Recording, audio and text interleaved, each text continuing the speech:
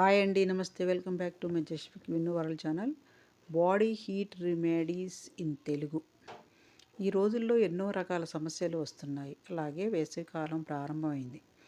వేసవికాలంలో శరీరంలో వేడిని తగ్గించడానికి ఇప్పుడు చెప్పే డ్రింక్ చాలా బాగా సహాయపడుతుంది. అంతేకాకుండా కీళ్ళ నొప్పులు, రక్తహీనత, అధిక బరువు సమస్య నుంచి బయటపడవచ్చు. ఈ డ్రింక్ ఎలా తయారు చేసుకోవాలో చూద్దాం. పొయ్యి మీద గిన్నె పెట్టి 2 గ్లాసుల నీటిని పోసి కొంచెం వేడెక్కాక దానిలో 1 కప్పు ఓట్స్ వేయాలి.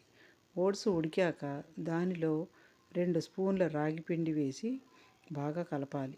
రుచికి సరిపడా ఉప్పు కలిపి 5 నుంచి 7 నిమిషాల పాటు ఉడికించాలి. బాగా ఉడికాక చల్లార్చాలి. చల్లారిన ఈ మిశ్రమంలో మజ్జిగ కలుపుకొని ఉదయం బ్రేక్ఫాస్ట్ సమయంలో లేదా సాయంత్రం సమయంలో తాగవచ్చు.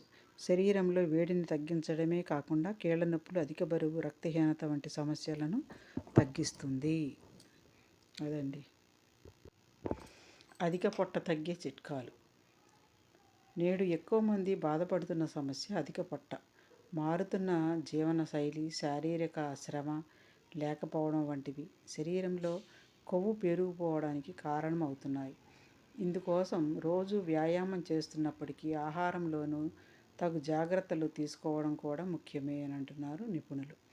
కొర్రలు, ఓట్స్, జొన్నలు, పెసలు, ఉలవలు, కందులు, నీటి శాతం ఎక్కువగా ఉండే బీర, ఆనప, పొట్లకాయ వంటి కూరలు తీసుకోవాలి.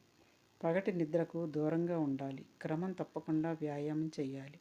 పొట్ట తగ్గించుకునేందుకు కాలేయం పనితీరును పెంచే ఆసనాలు ఉంటాయి.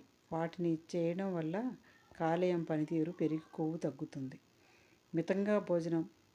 1/2 టీ స్పూను మెంతి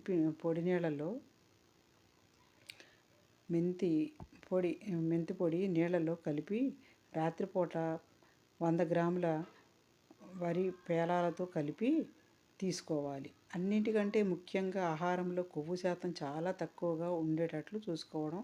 రకరకాల పిండి పదార్థాలతో బయట చేసే పిండి వంటలు తినకుండా జాగ్రత్తలు పడాలి. మితంగా భోజనం తినాలి. భోజనానికి 30 నిమిషాల ముందు నీళ్లు బాగా త్రాగండి. ఆకలి ప్రభావం అంతగా తెలియదు.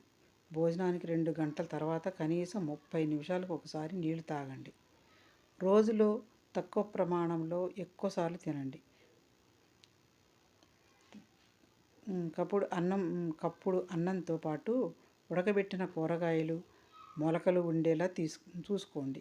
రాత్రి మాత్రం 1 చపాతీ చాలు. ఆకలేస్తే ఏ పచ్చి క్యారెట్లో, ఆపిల్ పండు తినండి. అదండి. ఉపవాసం అనగా దగ్గరగా నివసించడం. అంటే దగ్గరగా, వాసం అంటే నివసించడం అని అర్థం. పర్వదినాలలో ఉపవాసం ఉండమంటే భగవంతునికి దగ్గరగా నివసించడం.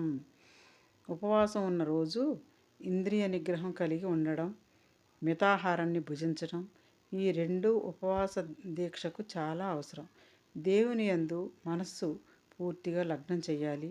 ఆహార పానీయాలను తీసుకోకుండా లేదా కొద్ది మొత్తంలో తీసుకొని భగవన్నామ స్మరణ చేస్తూ గడపాలి.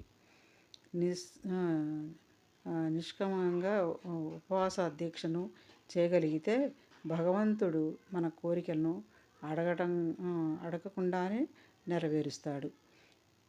ఇష్టపూర్వకంగా ఎవరి బలవంతం మీదనో కాక స్వతంత్రంగా ఉపవాసం ఉండడం వల్ల మనకు తెలియకుండానే మన మనస్సు, శరీరం ఓ క్రమశిక్షణ అలవాటు పడతాయి.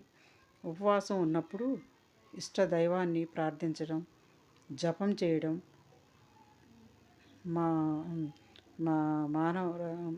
మౌన వ్రతం పాటించడం, భజనలు పాడుకుంటూ రాత్రిపూట జాగారం చేయడం లాంటివి అనుసరించాలి.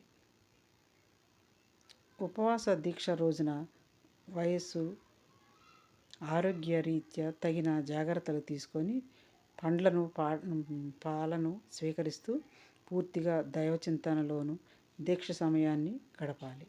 అయితే వృద్ధులు, శారీరకంగా బలహీనులు, రోగులు, చిన్నపిల్లలు ఉపవాసం చేయాల్సిన పని లేదు. ముసలివారికి, బ్రహ్మచారులకు, చిన్నపిల్లలకు ఉపవాసం దోషం లేదు. లోక సమస్త సుఖినో భవంతు. లైక్ చేయండి, మీ ఫ్రెండ్స్కి షేర్ చేయండి, సబ్స్క్రైబ్ చేయండి. ఎలా ఉన్నాయో కామెంట్ చేయండి. నాకు ఎలా ఉన్నాయో నాకు తెలుస్తుంది కదండి. మీరు కామెంట్స్ చేస్తే బాగున్నాయా లేవా, నా ఏమైనా తప్పులు ఉన్నాయా సరి చేసుకోవాలా అనేది కామెంట్స్ చేయండి. బాయ్ అండి.